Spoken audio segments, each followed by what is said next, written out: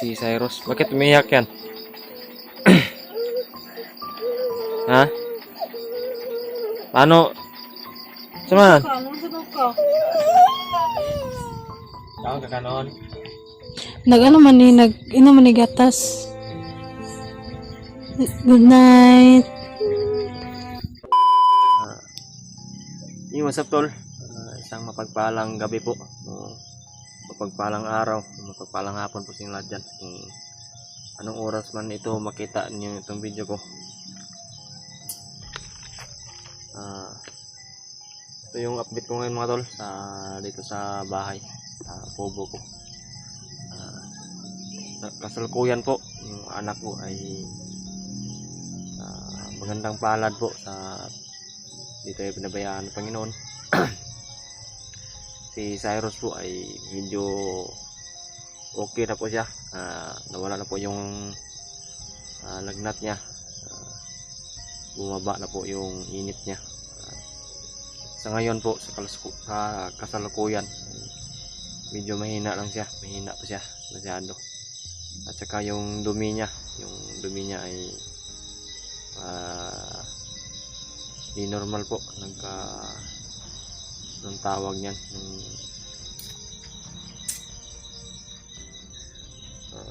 masama yung kanya dumi niya, hindi normal, basa po yung dumi niya. Sintabi po sa mga nanonood na kumakain po. Sinishare ko lang po yung kalagayan sa anak ko ngayon.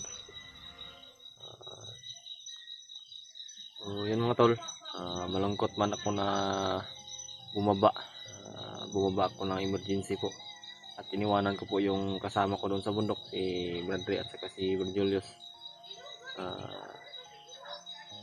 Yun, si Cyrus ay umiiyak ngayon. Pinapagalitan ng kanyang ina, pinapagalitan ni Dimple. Pinapakain po namin ng pagkain ng kanin. Hindi siya kumakain masyado, konti lang yung kinakain niya. Kahit ganito po yung problema ng mga tol. Kahit na malapit na yung Pasko, sa problema tayo ngayon, pero okay na po. Nandyan kayo na sumuporta palagi sa amin, buong Timpugi po.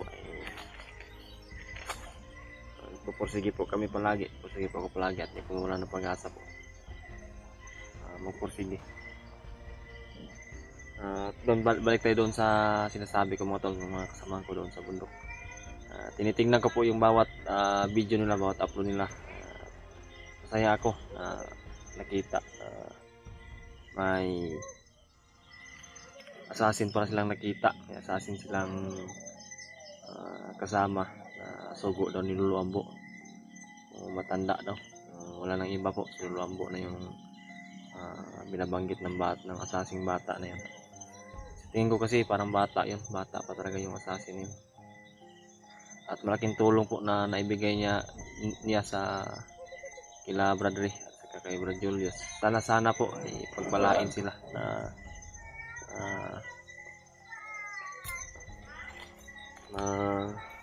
ligtas po yung bata doon sa kamay ng mga kalaban.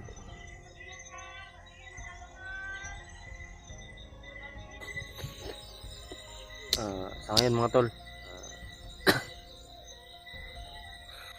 pinadasal ko palagi sila, mga kasama ko nandoon sa bundok. Sana yung sabi ko na sana mailigtas nila yung mga bata na nandoon, biyag ng mga kalaban. At ngayon mga tol, pero po siguro yung pagkakataon, tamang panahon, makita nyo na po yung loob ng kubo ko. Kahit maliit po, ipapakita ko po sa inyo yung kalagayan namin doon sa loob ng kubo ko. Huwag kayong mag-alala mga tol, sa loob na naman, hindi po panangkalaban yan kasi sa loob lang yung video ko. Subaybayan nyo mga tol. Ito yung loob sa kubo ko, hintayin nyo lang po. So yan mga tol, dito na ako sa loob ng kubo. Ito Ito yung munting kubo namin. At nandyan si Cyrus at yung asawa ko. Yan, umiyak si Cyrus. Bakit umiyak yan? Ha? Paano? Saan?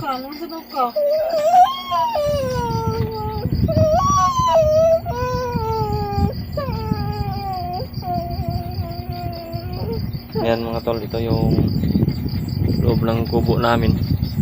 At yung ilaw namin dito, solar lang. Solar lang yung gamit namin.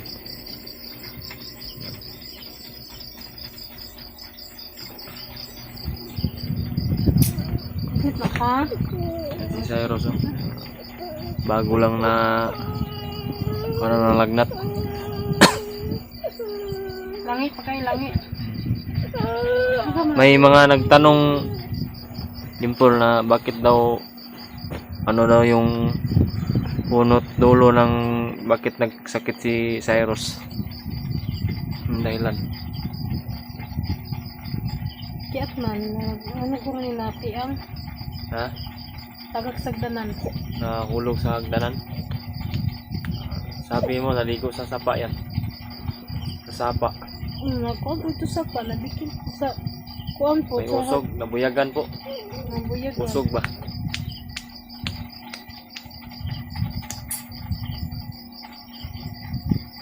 At yan mga tol, may ceiling fan kami dito. Na nakakabit kami sa lolo ni Dimple. Mabayad din kami dito ng buwan-buwan. O konti lang naman yung bayad.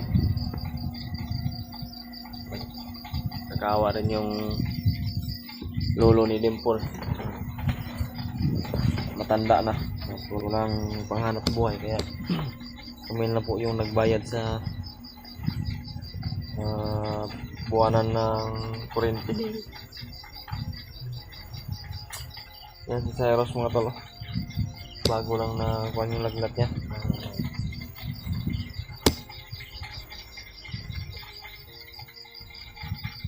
Ito talaga yung dahilan mga tol na emergency ako na bumaba.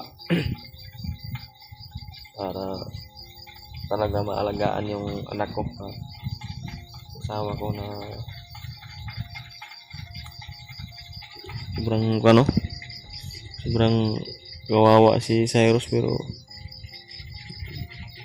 alam naman natin di tayo pababayaan ng Panginoon. Yan. Tulog na.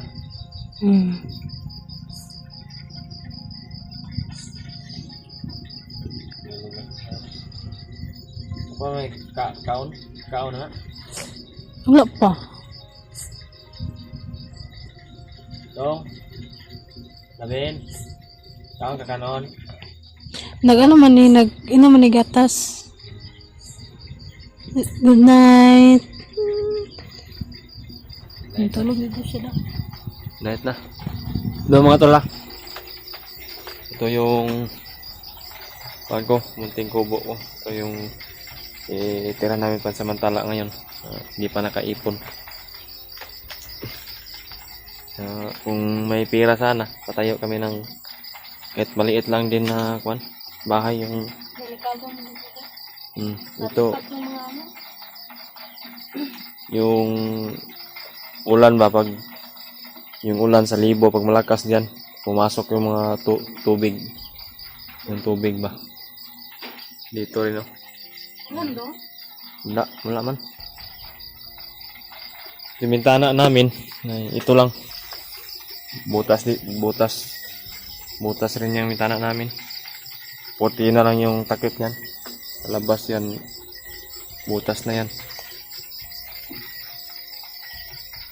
Yung gamit ni Cyrus, occlusion para sa lamok ba, hindi kagatin ng lamok kasi maraming lamok po.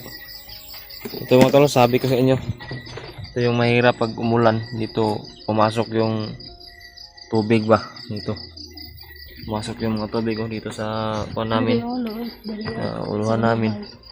At yung aming sahig po, ganyan lang, kawayan lang yung sahig namin. sa amin si Dimple yan. Labas na ako. Yan mga tol, labas na ako mga tol. Nakita nyo naman yung munting kubo, munting tinitirahan namin. Sama si Dimple at si yun mga tol. Yun lang. Labas na ako. Huwag mag-alala mga tol, gabi naman kahit kita yung labas hindi tayo mamonitor ng kalaban. At ito mga tol, naglagay din ako ng tent dito sa labas sa trapal para di talaga pumasok yung salibo, pero di talaga maiwasan na papasok talaga yung tubig ng ulan. Yan. Yan yung sabi ko. Sana kung makaipon man ay tatayo talaga ako ng munting bahay. Yung bahay na hindi nakubo ba. Pagpalain ng Panginoon. Patuloy lang sa pagpupursige talaga. Para yung pangangailangan din ng pamilya ko ay maibigay ko. Tulad ngayon, yung anak ko ay nakasakit. Hindi ko agad nadala sa doktor sa ospital kasi takot ako na dalhin sa ospital yung anak ko. Wala akong pera. So alam ko po na libre lang yung pagpa-check up, pero yung problema pag nagpa-check up tayo, di lahat ng gamot ay nandoon sa loob na bigay ng doktor, bigay ng nurse. Yung iba ay kailangan na bilhin sa labas o ano man yung mayari, ano man yung result ng check up. Kaya nagpapasalamat din ako na naagapan din yung anak ko na dala rin sa manggagamot ba. Usog lang pala. May din ako, na parang may UTI yung anak ko, kaya yung pinainom ko yung mga herbal na lang yung pinainom ko dito. Herbal na gamot, makikita lang sa paligid ba. Yung mga tol, pasensya na po talaga. Ngayon lang po talaga ako nakapag-reveal sa kubo ko, na maipakita ko sa lahat ng mga taga-suporta at taga-hanga namin, sa mga silent viewers namin. Makikita nyo na po yung munting kubo ko. Okay naman po kasi may matuluyan na pansamantala, pero hindi talaga komportable kasi pag malakas talaga yung ulan, tulad ng nandoon ako sa bundok, matagal ako kung sakali na akyat ako ulit. At yung pag malakas yung ulan, yung problema talaga ay yung tubig ay papasok sa aming dingding sa aming bubong sa bahay. Maraming butas-butas na maliit Ayun yung problema nila dito sa mag-ina ko. Kaya kailangan talaga na magpursige para makapagpatayo kahit maliit lang na bahay po. Yung pangarap ko bahay din, makapagpatayo talaga ng sariling bahay na hindi na kubo ba, bahay na talaga kahit maliit lang. Importante na safety at mababasa yung mag-ina ko kapag naiwanan ko sila dito baba. So, yun mga tol, sana talaga suportahan nyo ako. Tataas po yung subscriber ko para makapag-ipon-ipon talaga at lalaki yung percentage natin sa pag-vlog. At sana mga tol, huwag nyo po talagang i-skip yung ads pag may nalabas sa video ko. Kahit gaano kataas po, mas maganda yung mataas na ads ay di skip para malaki din yung tulong sa amin, papasok yung sa amin.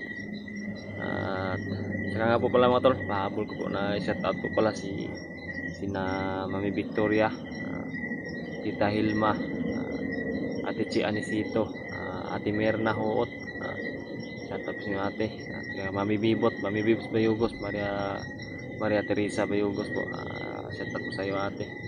Kaya Ate Jess Libra po, shoutout po sa iyo dyan ate. Kung saan man kayo ngayon, sana ay mag-ingat kayo palagi at ingatan niyo po yung sarili niyo. Ay Tita Rosie pala, shout out din po sa iyo ate. Sana ay pagpalain kayo palagi ng Panginoon at ilayo kayo sa disgrasya o anumang problema po. God bless po sa inyong lahat po, sa lahat ng nagbigay ng blessings. Sana ay dadami pa po kayo at sana ay dadami pa rin at lalaki pa yung blessings na darating sa iyo para sa inyo, para makatulong po sa kapwa po na nangailangan po. At hanggang dito lang po siguro mga tol. Natin patagalin yung video natin.